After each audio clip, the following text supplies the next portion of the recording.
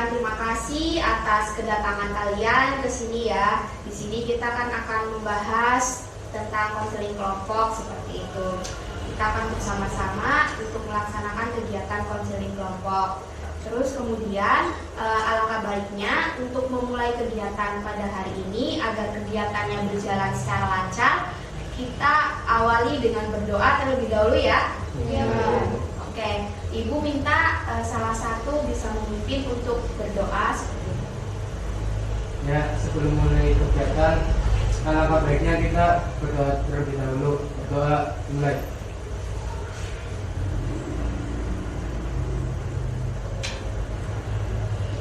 Berdoa selesai. Oke, terima kasih ya.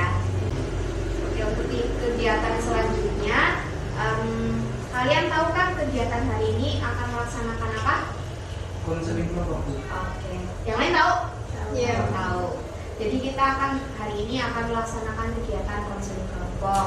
Selanjutnya untuk membuat suasananya lebih akrab seperti itu, Ibu punya permainan. Cara mainnya, kalau Ibu bilang gajah, kalian harus kebalikannya. Gajah kan harusnya besar.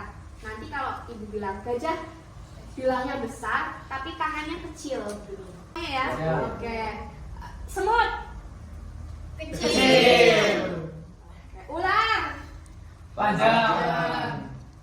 Semut. Kecil. Gajah. Besar. Gajah. Besar. Semut. Kecil. Ya udah, makasih ya, lebih fresh kan? Oke, kita lanjutkan ya. Kalian tadi udah paham belum untuk konseling kelompok itu apa? Belum? Oke, Ibu jelasin terlebih dahulu ya biar kalian lebih paham lagi. Konseling kelompok itu pemberian bantuan yang diberikan oleh Ibu selaku guru BK atau konselor kepada kalian peserta didiknya. Yang nantinya akan dalam konseling kelompok itu akan dibahas permasalahan kalian yang kalian hadapi dalam satu kelompok ataupun formatnya kelompok terdiri dari 4 sampai 12 siswa. Jadi nanti kalian bisa mengungkapin permasalahan yang sedang kalian hadapi satu persatu, terus kemudian dalam kelompok itu kita bahas salah satu permasalahan yang kiranya itu lebih urgensi untuk segera diselesaikan seperti itu. Nah, kemudian konseling kelompok ini juga tujuannya itu untuk dapat mengentaskan permasalahan yang sedang kalian hadapi dalam format kelompok. Jadi tiap anggota kelompok nantinya bisa memberikan masukan kepada permasalahan yang dihadapi oleh temannya seperti itu. Ibu harap dalam konseling ini ada aturan mainnya juga. Yang pertama tadi kerahasiaan. Kalian harus bisa merahasiakan personal atau anggota dalam kelompok ini dan juga permasalahan yang kita bahas juga nantinya kalian harus bisa merahasiakan hal tersebut dari anggota lain di luar kelompok ini. Kemudian yang kedua, kalian datang ke sini secara sukarela kan? Ya. Tanpa paksaan, benar? Benar. Oke. Kemudian yang ketiga selanjutnya, Ibu harap ketika kalian melaksanakan kegiatan konseling kelompok ini juga kalian bisa mengungkapkan pendapatnya kalian ataupun permasalahan yang kalian hadapi secara tanpa adanya paksaan seperti itu. Paham ya? Oke. Di sini Ibu menggunakan teknik konseling kontrak perilaku. Jadi nantinya kalian yang permasalahan yang nanti dibahas, kita akan mengungkapkan dalam sebuah kontrak perilaku. Di situ nantinya permasalahan yang harus kalian hadapi itu apa, permasalahan yang dihadapi itu apa, dan cara untuk kalian dapat menanganinya itu apa. Nanti ada kontraknya, kemudian ada juga reward dan punishment-nya atau hukuman dan hadiahnya seperti itu agar permasalahan tersebut bisa terselesaikan. Oke, jadi kita harus ada ikrar janjinya seperti itu. Nanti kalian bisa mengikuti kata-kata dari Ibu lebih enak betul. Ya. tangannya ke atas. Saya berjanji. Saya berjanji. Silakan duduk. Oke, selanjutnya kita langsung mulai aja ya untuk kegiatan ininya. Di sini sebelumnya ada yang kurang dipahami. Barangkali ada yang mau ditanyakan terlebih dahulu sebelum melanjutkan. Ada? Oke, udah paham semua berarti ya? Selanjutnya, Ibu minta kalian semuanya mengungkapkan permasalahan yang sedang kalian hadapi saat ini. Dari permasalahan kalian ini, nanti kita sepakati permasalahan siapa yang akan kita bahas dan kita berikan solusinya seperti itu. Dari Mas dulu ya. Oke, silakan Mas. Yang lain dengerin ya. Jadi saya pernah mendapat hinaan dalam bentuk candaan. Ya, memang hinaan menurut saya, tapi menurut mereka itu candaan yang bersifat hinaan. Mungkin mereka bertanya, apa sih jadi orang kok baper banget gitu. Terus yang menurut saya punya perasaan, jadi omongan mereka itu nggak enak dalam hati saya. Jadi ya hinaan tersebut hinaan menurut saya, tapi menurut mereka itu candaan. Tadi candaan yang berbau ke hinaan seperti itu. Saya sering membuli, Bu. Oh, justru malah kami jadi pembuli. Iya, Bu. Nggak tahu kenapa. Saya kan dari MTS ya, Bu. Dari MTS sering lakukan hal itu sampai kebiasaan. Jadi saya nggak bisa menghilangkan bullying itu, Bu. Saya terus membuli. Oh gitu. Menggunakan kekerasan atau Bukan. berupa ucapan? Berupa ucapan, Bu. Oke. Sahrul bisa ceritakan secara lengkap permasalahan Sahrul ini biar teman-teman juga di sini lebih tahu seperti itu. Ya, jadi kan saya waktu MTS sering ngebully, tapi cara omongannya, Bu, cara ucapan ngebully terus juga. Sekarang kan udah SMK, sampai saya nggak sadar itu namanya bullying verbal. Dan sampai sekarang jadi kebiasaan, Bu. Jadi saya susah ngilanginnya. Susah ngilanginnya. Yang mau bertanya terkait permasalahan Sahrul ini? Silakan. Apa faktor yang menyebabkan kamu membuli? Saya kalau ngebully itu pakainya kayak mengejek nama julukan, terus nama orang tuanya, sudah kali. Terus tujuannya kamu ngelakuin itu buat apa sih? Sebenarnya nggak ada tujuan ya, buat saya sih kiranya itu tuh cuma bercanda. Jadi saya melakukannya tanpa tujuan itu. Ya buat seneng-seneng dari saja.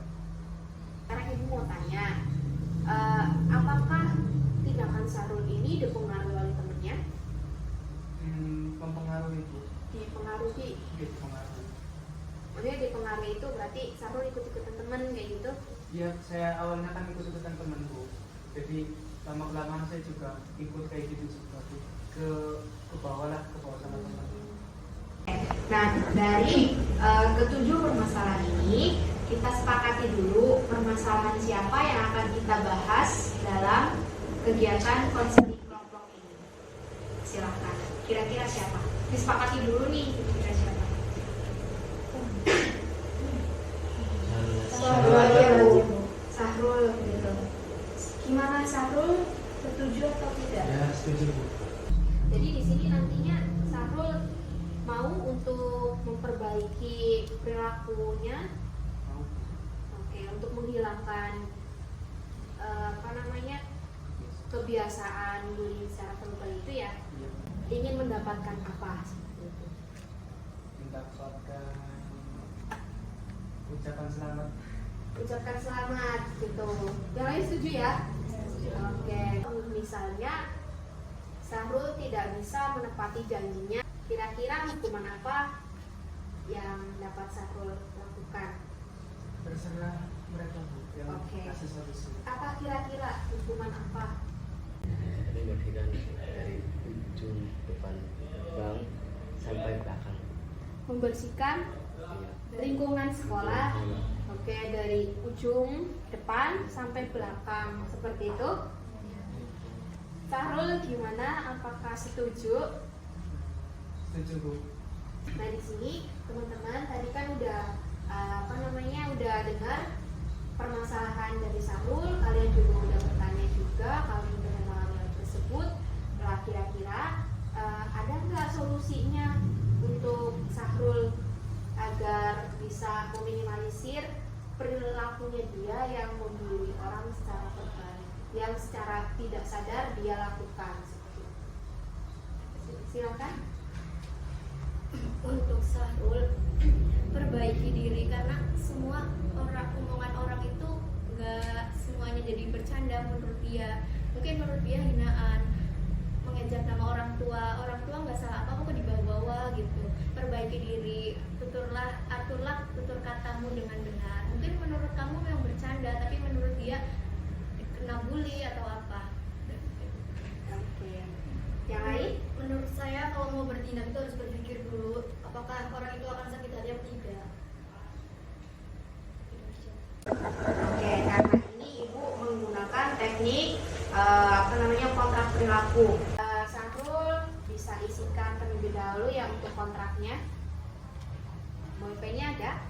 Oke, silakan isikan.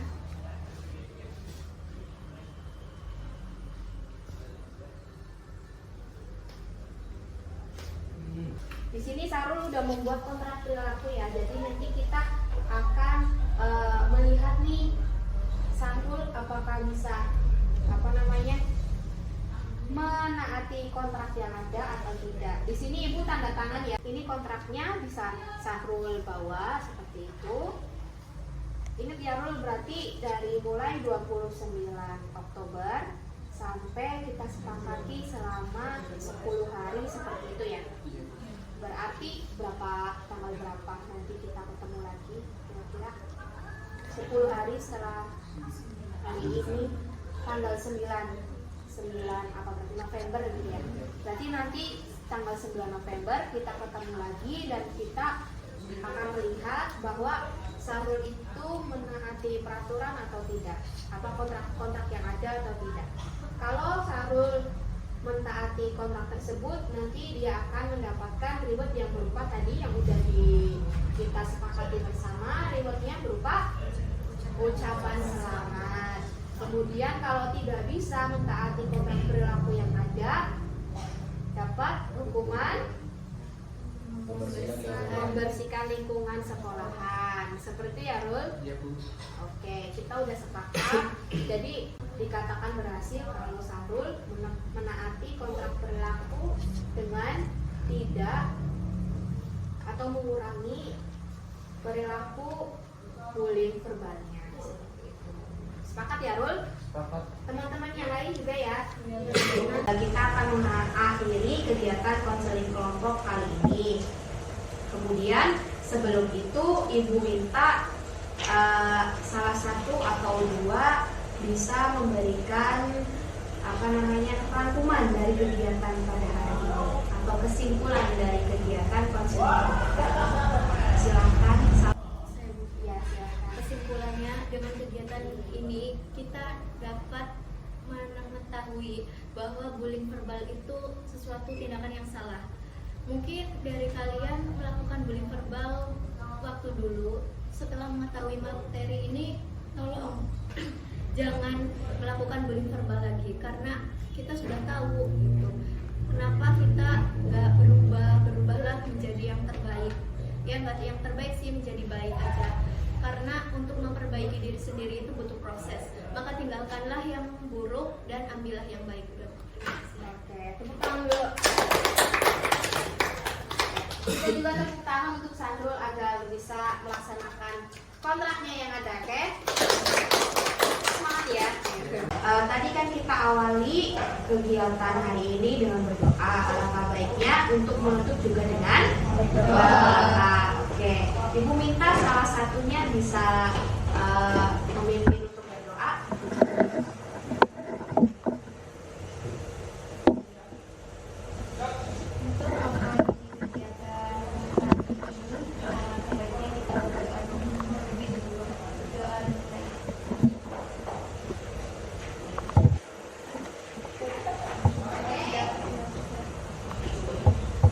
Oke, Ibu berbahagia karena kalian sudah melaksanakan kegiatan konseling ini secara sukarela dan juga melaksanakan kegiatan ini dari awal sampai akhir seperti itu ya.